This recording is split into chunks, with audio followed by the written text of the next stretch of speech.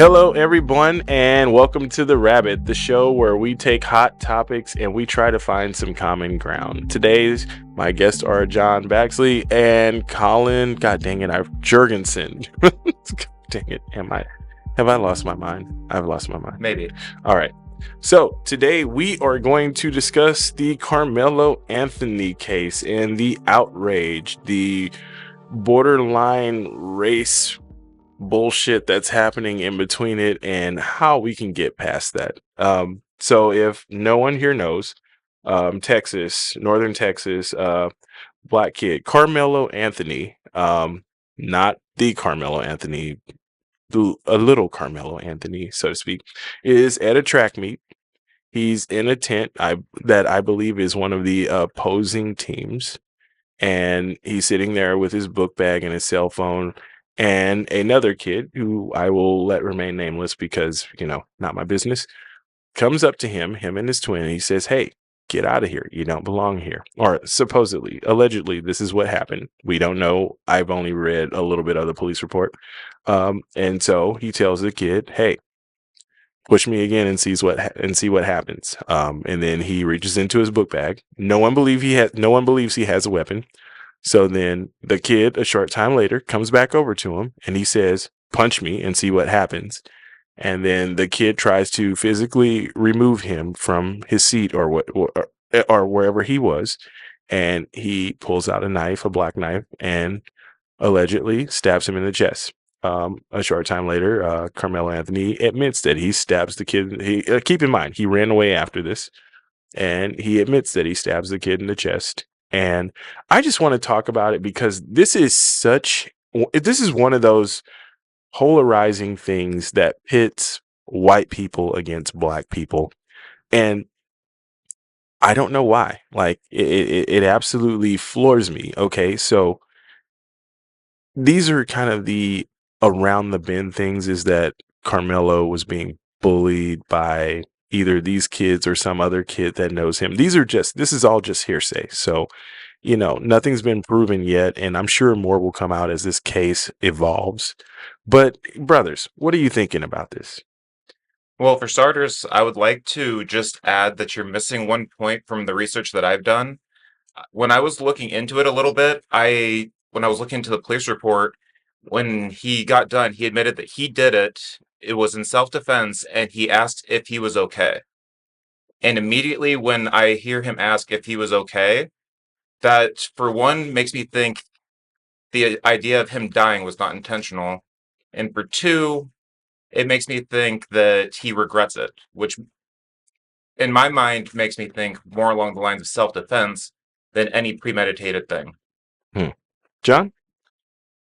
Well, I think it's just an unfortunate situation, and no one could have ever predicted it, but it just says that there is some type of history there. And what was the history? And has anybody recorded the history?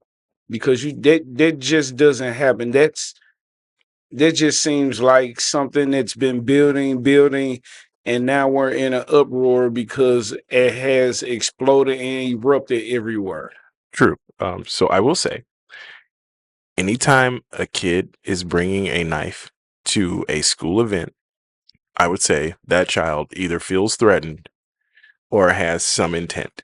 So the question in courts is going to be, is this premeditated? Or was this him feeling like he may be in danger? And, from some of the other things that I heard was that he may have been, that Carmelo was suspended from school. And then, I don't know if the suspension was lifted or whatever, but he winds up going to this track meet. And I don't know if he runs track or not. I know the other kid is an athlete. When I looked into it, I believe he was the captain of the track and field team. Oh, he was? Yes, and he was also a very well academic kid. I believe between a 3.6 and 3.9 GPA. Oh, wow. Oh, wow. Which honestly even further entices me to just truly believe this was an act of self-defense. Okay, so which honestly, it makes me question what happened with the school to make him feel the need to bring a knife to it. Agreed. So here is a fun fact for you guys. Texas does have a stand your ground law. However, if you are not in a place where you're supposed to be, that law does not apply to you. I can add that you cannot, in the state of Texas, it has also been proven that you cannot utilize a misdemeanor to override the self-defense and create a felony out of that. So a misdemeanor does not take away their ability to defend themselves. So unless they can find some form of justification to prove that there was some form of intent beyond self-defense, I just don't see anything sticking with this. John, what do you think? I think how it's gonna play out is Your brother lives in Texas, doesn't yes, he? Yeah. yes, he does. Shout out to San Antonio, Texas. My boy Jovan. Yeah. So this country has a history of racism, and no matter what the facts say, the racism will override. You know, it's kind of like you're supposed to take this punishment and say nothing.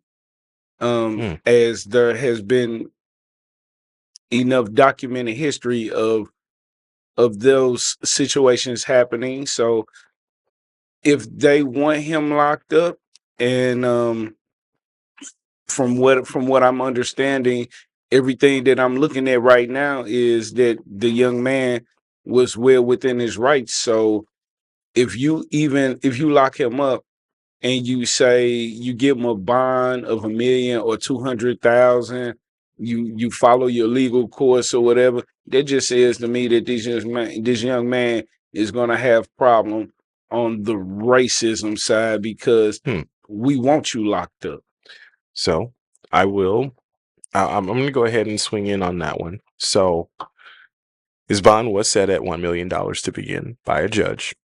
Then it was dropped by, I don't know, I don't believe it was the same judge. I think, when you commit a crime, there's a judge who says, okay, or I don't know if it's the Texas Police Department or the judge who says, okay, well, your bond is, but I know you do get arraigned. And since it's murder, when you go to jail before you are even seen by a judge, I think there's a bond that's already there for certain crimes, right? Correct. And so maybe $1 million was just this is the bond for a capital crime. And so if you can pay it and you can wear an ankle monitor, then you can be out.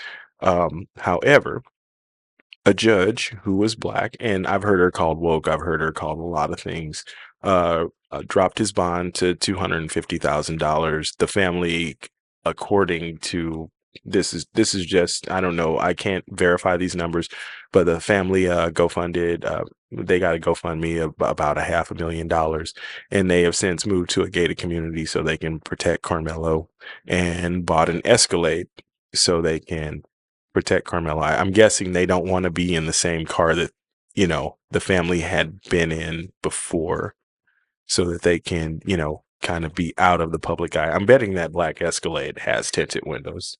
So I'm not 100% sure because when I was looking into it, I thought he lived in the gated community prior, but I may have not looked into it correctly on that. I think he lived in a regular community, and then they absconded to a gated community, where he can be protected and people can't just come in. And I do know that I do know that the GoFundMe was definitely because the family was getting threats with it, like death threats, because obviously when there's murders happening, there's a lot of hostility, but it's just that the fact that there's death threats with it is honestly just not a good sign. So here is my problem with this whole case. And, I think we can all agree on this. Have the adults lost their effing mind? Is that what's happening here?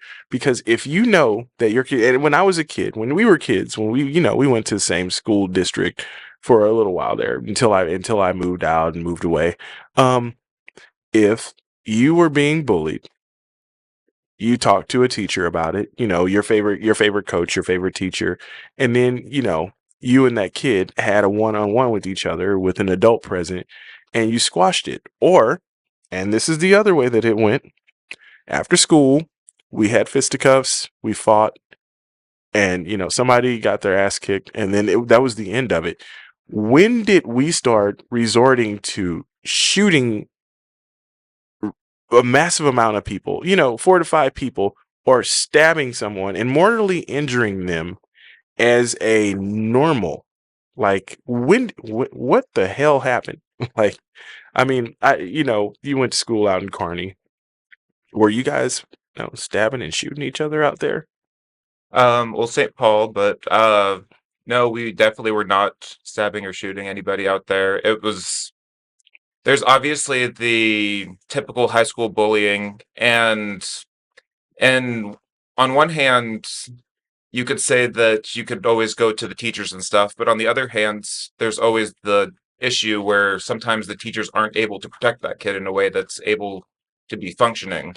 Well, yeah, there were Which, plenty of times when I had to run home from school because which is why I almost think that, like, just as an educational principle, we almost do need to actually teach our kids the ability to defend themselves or like find other ways of dealing with this type of stuff. Like, it's very difficult to, like, say I want my kid to be able to, like, I want self-defense engaged in public schools, but at the same time there is the reality that the teacher's not going to be there at all times.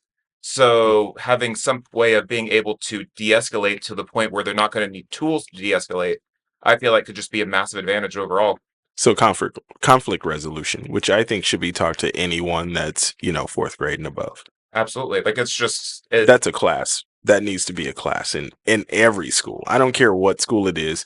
People need to learn that we can argue without resorting to violence, that we can disagree and still be friends, that we can ultimately come from different backgrounds. And yeah, we're going to clash over some things. Like, none of us are 100% alike, but it doesn't mean that you have to go and do somebody bodily harm because of that. Now, getting back to this case, there are a couple of things that I think are going to happen. One, there's obviously going to be a child psychologist since he's not 18 years old.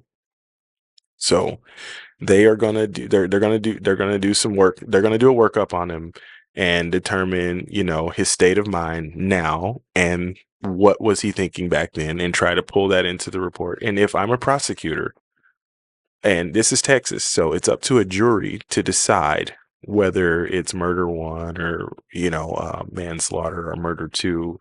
Um, I'm looking at this and I feel like the prosecutors are going to try to paint a picture of premeditation because you brought a knife to a track event, like, where they're not allowed, right or wrong. Like, that happened.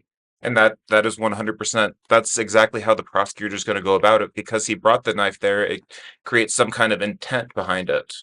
But if it's an intent for self-defense or intent to do harm, that's the other question. That is the other question. I mean, what do you think, John? Like, I honestly, I feel like, and I know I'm going to be the villain here in this episode because I'm with the prosecutor. Why the F did you bring a knife to an event where you're supposed to be running and jumping and doing everything harder? That there's no knife throwing event there. So why the F did you bring the knife? Well,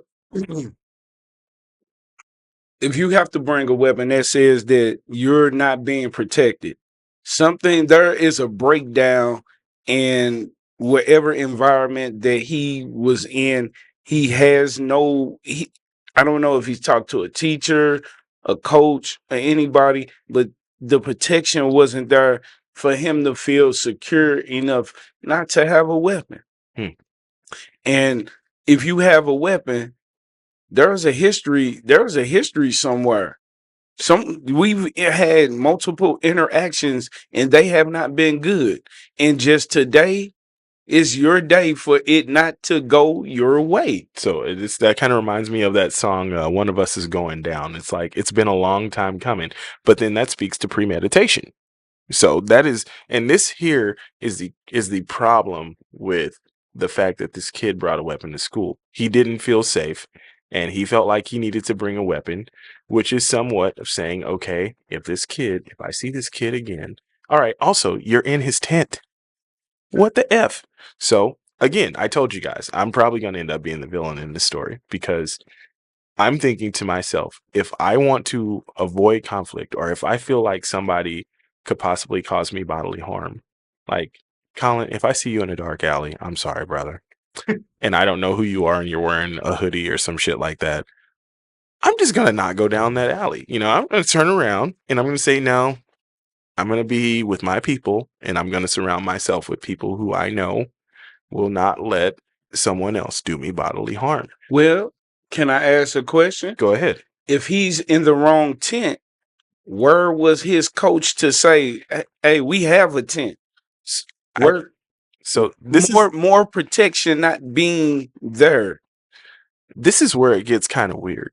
So, according to the police report, there were adult witnesses. So somebody saw these two, and this is where it gets crazy. Is adult teachers or adult coaches saw these two having this altercation and did not get in the middle of it. Left these two teenage boys there, where one of them's telling the other one, like, you can obviously hear him saying, push me again and see what happens. Punch me and see what happens, which a prosecutor will look at and say that is coercion. That's aggravating a situation, and a defense is going to say that's a warning. But also in the state of Texas, he is also standing his ground in that particular case. And if you were to remove the knife from the situation, you cannot say that there is a non-zero chance that the shove could have made him fall in a way that could have threatened his life. That's interesting. However, you can only stand your ground if you're on your ground. You're in the So he's not, since he wasn't in his tent, that defense kind of gets thrown out the window and you're stuck with just self-defense. So I can also say that, yes, he wasn't under his team's particular tent, but it was also a public event, which makes that distinction slightly different. So he is no longer trespassing at that point, and he can be asked to leave, but forcibly removal is not the same. Like, he's not trespassing. So here's the other piece of that, and this is another place that I wanted to go. You cannot say, and I try to interpret the rule of law for what it is, because it is very convoluted, and you can spin things however you want. If I'm a track star and you're a football player, and like me and you, so if I'm a track star, you're a football player, and your big 6'7" ass comes over to me and says, "Get the fuck up." I'm gonna look at you and I'm gonna be like, "Or what?" Because I'm a man. I'm gonna still stand my ground, like, no matter where I am. Like, I'm not just gonna let you punk me. But also, I am aware that you are a different size man than I am, and there could be a problem here. And so this is where I really kind of thread that line of self-defense versus premeditation. It's like, okay, if someone's bigger than you, you could possibly be completely and utterly, I don't want to use the word, but you can possibly be that. And then what do you do at that point? You're looking up at this guy who's imposing and who's telling you to get up, and he grabs you and he tries to pick you up, and you stay and you kind of stand your ground. And then, he walks away for a second and then comes back a little bit angrier, a little bit more aggressive, and, grabs you and says, "Get up, get out." And, you pull a knife and you stab him. So there's also the law of equal force. Is that equal force? I don't know. I'd want to say it kind of sort of is, but it kind of sort of isn't, because if you push him back for pushing you, that's equal force. But then this guy's also bigger than you, so you perceive him as a threat. So in my mind, this case is going to come down to the jury selection, because everybody's going to admit, because it did happen. He stabbed the kid, he killed the kid. It's tragedy. But are we going to condone the loss of 2 lives? Or are we going to give another person a chance to be redeemed? According to you, give me the stats. Was this kid was From what I was when I was looking into it, I believed it was 3.6 or 3.9 GPA. He was the captain of the track team. Their track team wasn't the top track team, but I think they were fourth or fifth. Wow. The two teams were very equal, like in terms of competing. There was fourth and fifth between the two. Mm-hmm. So pretty much nothing about it seemed like he was not doing well. Like he could just, like, if he wanted to prove himself, he could have just showed his academic report and been like, look how good I'm doing. Well, also, he's from a two-parent home. His parents, his mother is a stay-at-home mom. So, and I mean, I watched their press conference. She stayed at home so that her kids could feel loved and feel like they weren't for the streets. You know what I'm saying? And so this kid did not come from a background. Like I've seen so many things like, I had some superimposed pictures of him holding a gun and doing all this gang stuff, which the kid was not for the streets. That is I can debunk that right off the back. But the problem, and this is always going to be the issue, is you can point to premeditation because what did he do? He brought a knife to an event where no weapons, and I'm pretty sure Texas has this. It's like once when you're in a school event, because even we have them up. Well, can I Go ahead. the location that the incident happened at, was it school ground? Because I read somewhere there was like a neighborhood facility. No, this is a track and field event, so that's definitely even if It it's was not on most school ground. it was most definitely, well, I'm just saying because there's some laws or things that may be taken out or not considered if he was on school ground. No, this was definitely if it's a school sanctioned event and other schools are showing up, Mm-hmm. then it is on school grounds. So those would also be considered, just so for those of us who don't know, those are also considered drug-free zones, etc. Okay. So it is a safe space for students, and it always will be. My ultimate issue with this whole thing is, and this is just this week, 2 school shootings, 1 school stabbing. So there was a thing down in Louisiana. There was another thing, I believe maybe was it here? I think there was, Remember for sure. and then there's this thing that happened in Texas. Like, are we as parents providing our children the right information for how to protect themselves? Because I don't want my kids shooting anyone and then putting our family through that whole thing of, okay, are they going to go to jail? Are they not going to go to jail? Am I going to have to put my house up on the market so that I can pay their bond so that I can protect them? You know, there's so much that goes into this, and you feel bad for both sets of parents. Like, so the one kid, his dad shows up to the press conference, and didn't they end up removing him from the press conference because he made it quote unquote awkward? Yeah, that happened.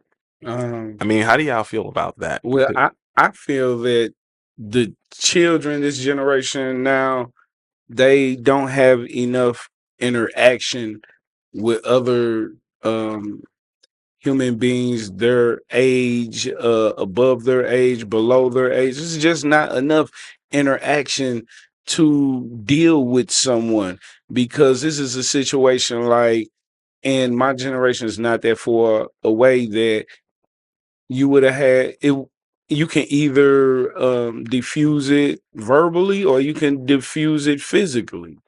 And no one ever thought that someone was going to lose their life. Either we're gonna talk it out or harass each other, or at 3 o'clock we're gonna rumble. Yeah, and I mean that's how I perceived when I was in school. It was like, either we're gonna talk this out and we're gonna be friends afterwards, or we don't like each other enough that we're gonna have fisticuffs after school. And this is back in the 80s and the 90s. And nowadays it's like, we're not gonna talk about it. We're not gonna tell the teachers. I'm gonna come back to school with a weapon. So I think a lot of the issue with it is what happens when you actually do tell your teacher what happened. And Bingo. and a lot of times the teacher's like, okay, how can you prove this happened? And then it's like, well, I can't prove this happened, but he hit me. And it's like, what's a teacher supposed to do at that point? Which is why I almost feel like some form of defense classes, conflict resolution, something needs to be taught to the kids in order to find safer ways of de-escalating the situation that does not involve weapons. Well, if you're in a school setting and you're a teacher or whatever, and you have children that's there, you have to address the issue just to assert your dominance and your And then authority. Authority, just your So, authority, not your dominance, because well, you can't dominate children. Like you that doesn't, as a teacher, that's not your job. Your job is to educate them, not dominate them. well, what I'm trying to get at is if there's a situation and the teacher is addressed in the situation, then they have to speak to each Parent. party or people who are involved and let them know, hey, this is not gonna go on. And that actually could be part of the issues that I've been kind of seeing, because when like towards the end of my high school, I kind of seen the issue where the teacher's like, okay, what am I supposed to do? So they don't actually end up discussing things with both parties, and I'm almost questioning if that almost leads to the mentality of getting away with it more rather than having the power over the students of like, hey, yeah, we're gonna figure this out. Okay, so here's the deal. We have semi run out of time, and so I'm going to wrap this one up. And we're actually going to do a second episode on this one because I actually think that we need one. But I'll wrap this episode up with saying, when I had a problem with a child in school and I was a kid, we both received a note, and they either pinned it to your back. That was 1st through 3rd grade. You got the note pinned to your back, or it was put in your backpack, and you were not allowed to return to school without a parent. And that was our conflict resolution back then. And you either talked it out with that kid. And I will say this, there were a couple of times, because I had bullies galore in the school that I went to, where I just finally, like, even though my dad went back to school with me and we talked our parents talked, we talked, the principal made us apologize to each other. We were never asked to hug, which thank God, because I would never, I had to told my dad right then, no. But we pretty much were made to shake hands and to let bygones be bygones. And I would literally leave and be like, me and that kid are fighting. Because I look at me, you can look a person in the eye and you can say, I'm sorry, but you can tell when they're not really sorry. And so, like, I knew there were a couple of kids that it was about to be 3 o'clock high with. And for those of you who don't know what 3 o'clock high is, it's a classic movie from the 80s where, there's this little wimpy kid and there's this really big tough kid. And it's the classic case of bully Samson versus Goliath. And, the little guy actually wins. Spoiler alert. I was kind of the little guy when I started school. By the end of school, I was not the little guy anymore, and people didn't mess with me. But, in the beginning, I did get bullied quite a bit. And I will just say this. Parents, do better. Like, if you know, and I mean, if in school, and school officials, do better. If you know that these particular parties are having issues, pull them aside. Like, get in it. That's what we're there for. We're adults. We're there to protect our children. Like, these are our children. These are our American children. And we actually have the highest rate of school murder in the world. How does that happen? This is America. Like, it blows my mind that I'm even saying this, that, people are constantly being murdered in our schools. Do better. That's a wrap, guys. Thank you for being on the show. I look forward to doing part 2 with you guys. Cheers. Cheers. Talk to you later, world.